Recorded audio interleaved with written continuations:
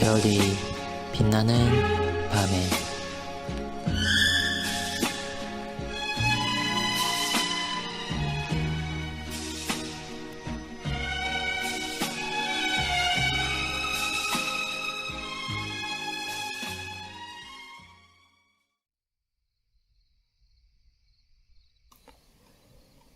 (98문) 도덕법은 어디에 요약되어 있습니까?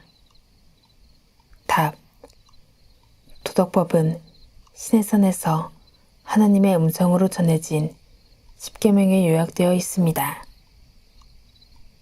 두 돌판에 그분이 쓰셨고 출애굽기 20장에 기록되었습니다.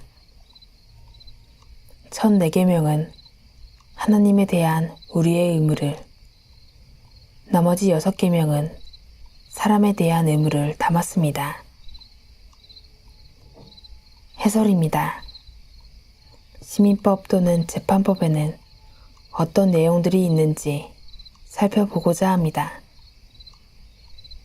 하나님은 이스라엘 나라에 독특한 시민법을 주셨고, 이 법들은 구약교회가 하나님과 언약의 관계에 놓여 있다는 면에서 신약교회와 동등한 위치에 있지만, 하나의 국가교회로서 이스라엘의 임무가 예수 그리스도의 오심으로 인해 종결되었을 때 함께 종결되었습니다.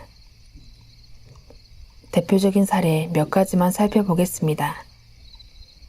첫째 사례로 신명기 25장 5절 6절은 형제 중에 후사를 두지 못하고 죽은 자가 있다면 과부는 남자의 형제가 거두어 아내로 삼고 첫 아들로 죽은 형제의 이름을 잊게 하여 그 이름이 끊어지지 않게 하라고 명합니다. 여기서 남편의 형제란 친형제가 아니라 친척 관계에 있는 사람을 말하기 때문에 근친 결혼의 경우는 아닙니다. 한편 구약시대에 자식이 없다는 것은 하나님께 저주를 받은 표로 여겼기 때문에 그의 계보가 끊어지지 않게 하는 것은 이스라엘 백성들에게는 무엇보다 중요한 일이었습니다. 이것은 하나님과 맺은 언약이 가장 확실하고 분명하게 선조들에게서 후손들로 이어지는 상징으로 제시된 것입니다. 룻기의 사례가 이것을 잘 보여줍니다. 이방 여인이었던 룻은 보아스의 아내가 되어 오벳, 이세, 다윗으로 이어지는 계보를 잇는 통로가 되었습니다. 둘째 사례로 레위기 25장 23절에 토지를 영구에 팔지 말 것은 토지는 다 내 것임이니라. 이 말씀을 통해서 가난한 자에 대한 구제와 토지에 대한 독특한 계산법이 시행되었습니다. 어떤 사람이 가난해져 토지를 팔게 되었을 때 친척 중에 유력한 자가 대신 빚을 청산해 주어야 하는데, 이마저도 불가능하게 되면 50년이 되는 해, 즉 희년이 되면 토지를 원주인에게 돌려주어야 합니다. 토지 외의 사람의 경우도 이 법의 취지가 적용이 되는데, 어떤 사람이 종이 되었다면 그는 6년간 종살이를 한 후 7년째, 즉 안식년이 되면 몸값을 물지 않고 자유인으로 풀어주어야 합니다.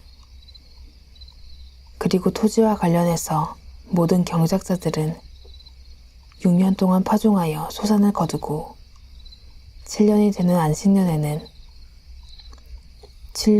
안식년에는 경작하지 않고 밭을 쉬게 해야 하는데, 그 이유를 출애굽기 23장 11절에서 밝힙니다. 7째 해에는 갈지 말고 묵혀두어서 내 백성의 가난한 자들이 먹게 하라. 그 남은 것은 들짐승이 먹으리라. 역시 가난한 자들과 심지어 들짐승들을 구제함으로써 하나님의 법이 지향하는 목적과 범위가 어디까지 확대되는지를 보여주고 있습니다. 고리대금을 금지한 것은 일반적으로 오늘날에도 금지하고 있는 법이므로 이스라엘에게 시민법으로 정해졌어도 폐지되었다고 보기 어렵습니다. 셋째 사례로 민수기 35장 15절, 25절, 27절은 도피성 제도를 제시하는데 이스라엘 지경에 모두 6곳의 피난처가 마련되었습니다. 도피성은 실수나 우발적으로 살인죄를 저지른 사람이 무분별한 복수심에 희생되지 않도록 마련된 피신처 제도입니다. 이는 우발적인 죄와 고의적이고 악한 죄를 구별하기 위한 것이며 계속될 수 있는 복수의 피를 중지시키기 위한 것입니다. 특별히 이 성읍을 레위인들에게 관리를 맡긴 것은 그들이 제사장으로서 그만큼 위엄을 가지고 공정하게 죄를 다루도록 하려는 데 있습니다. 민수기 35장 12절은 살인자가 회중 앞에 서서 판결을 받기까지 죽지 않게 하기 위함이라고 함으로써 그들이 복수심의 희생물이 되지 않고 공정한 판결을 통해서 죄값을 치르게 하려는 뜻이며 제사장에게 이 일을 맡김으로써 하나님께서 죄에 대해 보수하신다는 원리를 잘 나타낸다고 하겠습니다. 이와 같이 시민법 혹은 재판법은 모든 나라들을 위한 것이며 특별히 이스라엘 나라가 하나님께서 직접 다스리시는 나라로서 그들은 하나님의 공의와 사랑과 자비를 더욱 두드러지게 나타내야 할 나라였습니다.